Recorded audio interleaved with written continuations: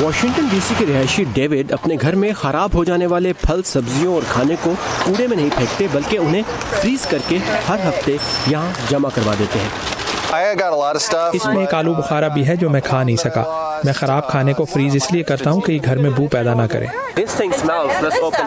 اور یہ خراب کھانا اکٹھا کرنے والا واشنگٹن ڈی سی کا پبلک ورکس کا محکمہ ہے، جن کا food waste drop off programme خراب کھانے کو بھی استعمال میں لانے کی کوشش کر رہا ہے۔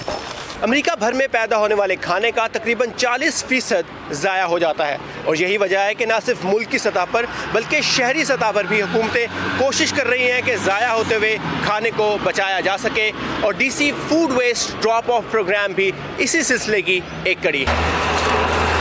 اس پروگرام کے ذریعے گھروں میں ضائع ہو جانے والے کھانے کو اکٹھا کیا جاتا ہے۔ اینی وائٹ اس پروگرام کو مینج کرتی ہیں۔ ہم نے سال جنوری سے اب تک 2,45,000 پاؤنڈ کھانا اکٹھا کر کے اس کو کھاد بنانے کے لیے بھیجا ہے۔ حاصل ہونے والی کھاد شہریوں کو اپنے گھروں کے باغات کے لیے مفت دستیاب ہوتی ہے۔ یہ پروگرام ڈی سی کی میئر نے سال 2017 میں ارتھ ڈے پر شہر کے باسیوں کی مدد سے شروع کیا تھا، اور اس کا ایک مقصد شہر کی آلودگی کو کم کرنا بھی تھا۔ کیونکہ ایسا کھانا جب آپ کوڑے کی طرح زمین میں دبا دیتے ہیں تو اس سے میتھین اور دیگر ایسی گیسیں خارج ہوتی ہیں جو ماحول کے لیے نقصان دہ ہیں۔ واشنگٹن ڈی سی کی حکومت اس حوالے سے لوگوں میں آگہی پیدا کرنے میں بھی خاصی کامیاب رہی ہے۔ اس پروگرام کی وجہ سے مجھے کھانے ضائع کرنے کا ملال کم ہوتا ہے۔ صرف اس ایک جگہ پر ہم 4 گھنٹے میں 1800 پاؤنڈ تک کھانا اکٹھا کر لیتے ہیں۔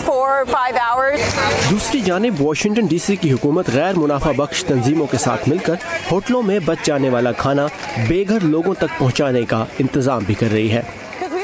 ثاقب الاسلام، وائس آف امریکہ، واشنگٹن۔